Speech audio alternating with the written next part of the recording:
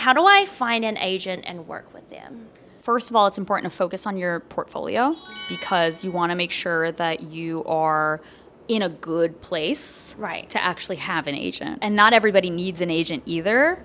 So it really just depends on like the type of person you are, the kind of artist you are, and the kind of business person you may or may not want to be. For B&A, we do have a submissions box where a lot of artists will submit their portfolio and tell us a little bit about their work. And then, as a team, sometimes we'll go through it. We have arranged meetings with a lot of artists that have submitted through those portfolios. I think it's also important to be in touch with the creative community and see who are the new artists that are looking for representation. Sometimes they're at a point in their career where it's not quite right for us to sign them yet. And in those cases, we'll keep tabs on them and see how are things going. When would you say is a good time for an artist to be signed?